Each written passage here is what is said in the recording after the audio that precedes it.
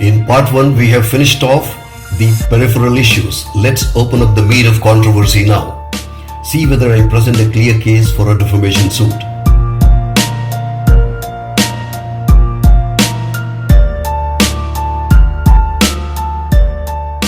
This is one question that refuses to go away. Dassault and French government have denied the allegation.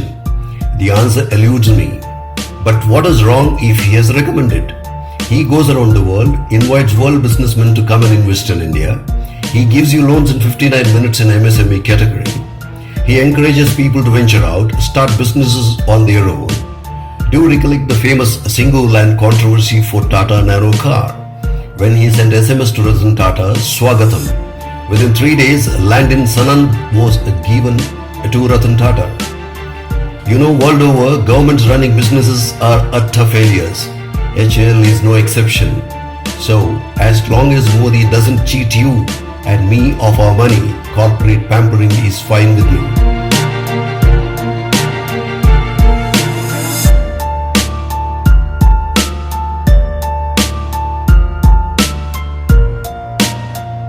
When Ambani Group got tired of Sri Rahulji's jibes on crony capitalism and business ethics, it reminded him of rupees 1 lakh crore worth contracts received during UP's 10-year time.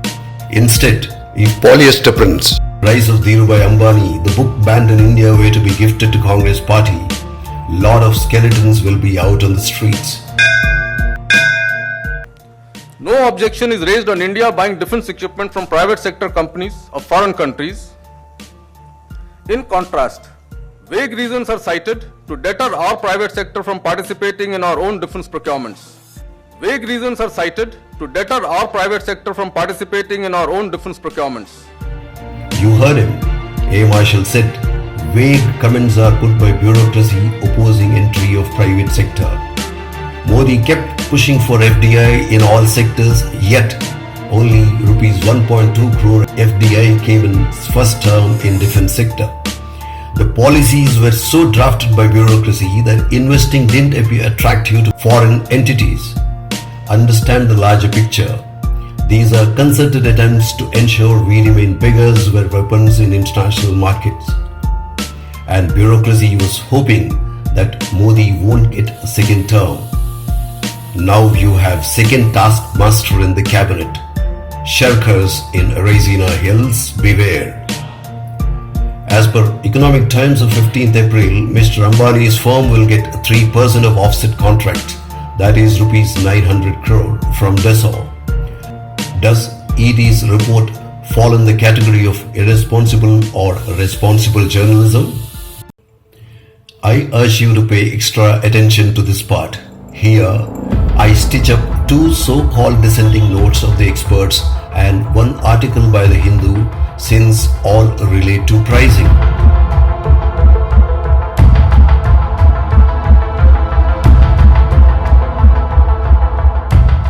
You and me estimating price of a product is benchmark price. Let us start with Tejas. 33 years of effort, so many cost inputs, overheads and delays. Can we arrive at correct price? There are 53 design and manufacturing shortfalls in Tejas as per CAG. Which domain expert can price for flaws and the delays? Hindustan Aeronautics Limited has done a good job. Understand the seriousness of this issue. If to price Tejas is impossible with 53 defects, how can we estimate Rafale's price sitting in South Block? Recollect the story of elephant and 4 blind men. Leave it.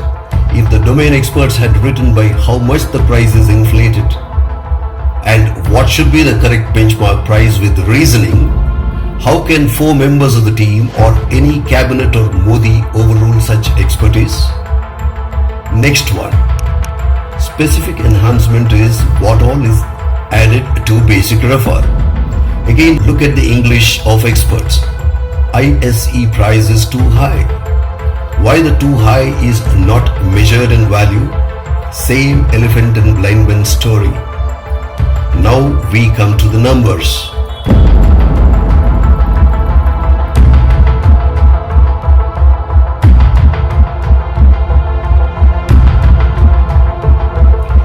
smuggled out secret file, 5.2 billion euros can be seen as a benchmark price for 36 Rafales based on botched negotiation of UPA. What happened to UPA discussion with Dassault? And we were able to negotiate almost everything with Dassault Aviation, but we hit a roadblock. Negotiations hit a roadblock. Very many issues unresolved. Quite a few issues not touched. How the heck one determine the cost of 108 aeroplanes to be manufactured in India? Why talks got stuck? We will see. For a moment, consider 5.2 billion as reasonable. But spares and maintenance cost was not part of UPA talk. Why domain experts kept this critical aspect of maintenance outside negotiations? To become the slave of the seller after purchase, is it? Incidentally, this was a case of all past deals till an Air Force officer was made the chairman by Modi for the first time. A mother understands a baby's requirement, not an accountant in a hospital. Similarly, the infrastructure costs were defined in the RFP in terms of volume and the space that was required. HAL wanted to construct much more than what was specified. When demand of HAL was vague, how one prices that? This is the first procurement with performance-based logistics. Performance-based logistics is for spares and maintenance of 36 Rafale at two distinct bases for 5 years. Maintenance contract in other aircraft procurement are signed much later on the revenue route. Thus, the maintenance cost in other aircraft procurement are not visible at the time of procurement. Once you have bought the equipment and you negotiate, you are a captive customer. This is the first feature in a defense contract. How can someone without aviation background understand the value of this? Next, HAL wanted 2.7 times more man-hour to produce 108 aircraft. Why it wanted more man-hours? In the Hawk contract, the government has authorized HAL 1.8 times higher man-hours. The problem arose because HAL said that the amount of man-hours that they will use will be 3 times more than the man-hours which the Dassault Aviation uses to manufacture a Rafale. Correct.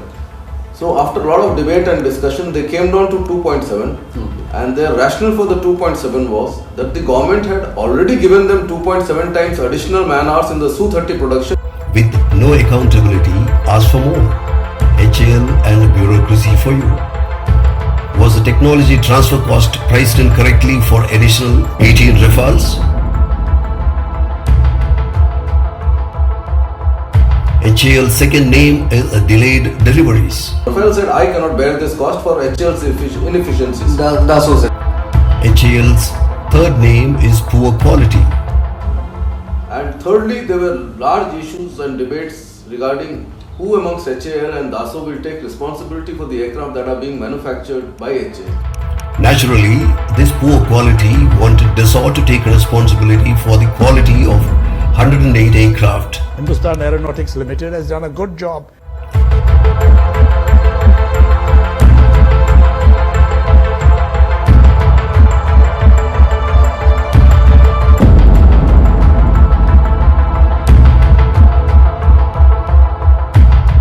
Now, you price for delays, price for 2.7 times man-hours, price for poor quality, price for larger infrastructure that HAL wanted. We can talk till cows come home. If negotiations were stuck on these fundamentally critical aspects as acknowledged by Supreme Court in its judgment, which UPA price the domain experts are referring to, or what all parameters have been accounted for them to arrive at 5.2 billion as benchmark? Have the three experts understood the capabilities of 13 specific enhancements and priced them correctly? How is that Hindu found only the logic of 3 experts out of 7 members enticing to script the so-called investigative expose? By this logic, tomorrow, that is after 150 years, if there is verdict by majority by Supreme Court as not guilty, let us say National Herald case, the Hindu will blast the judgment, right? We are not done with this, sir. 2 test pilots lost their lives in Bengaluru while testing the Mirage before acceptance to Air Force. The inquiry has pinned the blame to HAL for poor quality. Price and the cost of the aircraft, please. Forget it. Can you price the lost human being's worth into a cost of an aircraft? This 30,000 crores could be given to you when you die in a plane crash. Leave aside the so-called domain experts. Can the best aviation expert of the world get the end price right? Sir, can you? Hindustan Aeronautics Limited has done a good job. You tell me, how come domain experts, if they are real experts, didn't list out these above points? Why the responsible Hindu was mum? Maunam is also Murkhasya Lakshanam, says Kalu Ram of MOD. As far as the 18 flyaway aircraft were concerned, we knew everything. Everything was on paper in writing that this is the cost of the single-seater, this is the cost of the two-seaters, and this is the escalation per annum. And the cost of 108 could never be determined because the negotiations could not complete. Exactly. So the cost of 108 was never known. The total cost of contract was not also known. So, the four members wrote 8.2 billion euros as benchmark price with their own reasoning, just as the way three members wrote 5.2 billion euros was correct. The details of reasoning are available in the same file. Any committee They normally have odd numbers and not even numbers. Correct. So that if you have a difference of opinion, you could at least vote and arrive at a conclusion. That's right.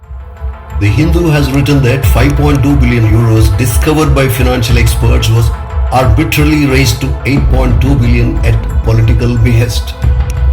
This can only mean Modi had instructed four members to overrule three domain experts and write 8.2 billion without any basis or logic.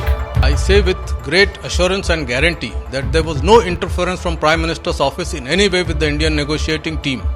The Hindu professes responsible journalism. So, take its statement to be gospel truth. What kind of domain experts are they who watched this? The people of India have been taken for a ride on this. Daylight robbery? Why didn't they walk out of the INT?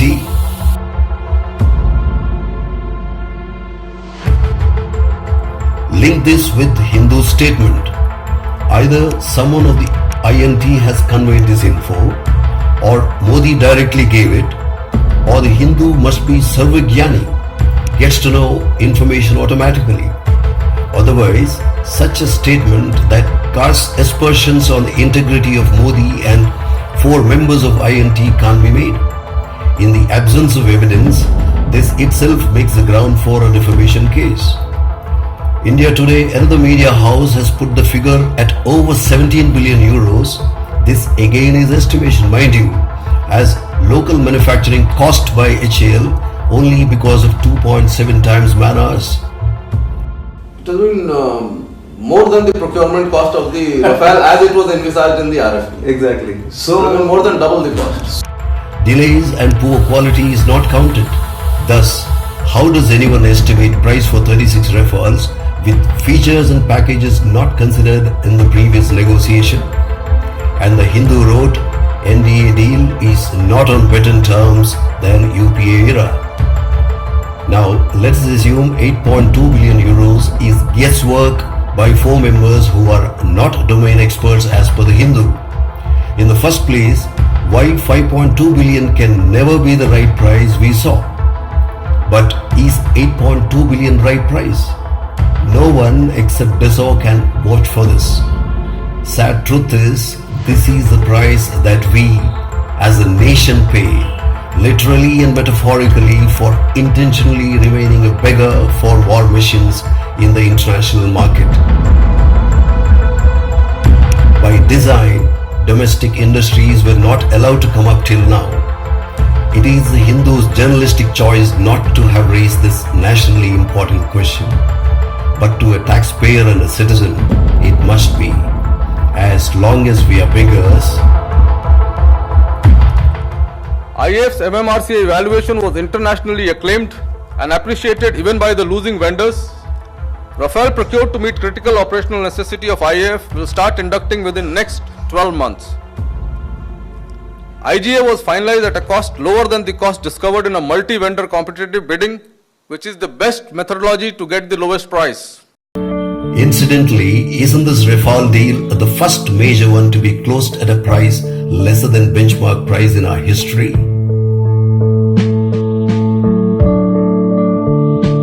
From whatever I could gather from the discussions I've had with my successor who took over the chairmanship, Right. we have been able to save close to 28 to 30%. Let me take a breather now. More interesting aspects in the next session.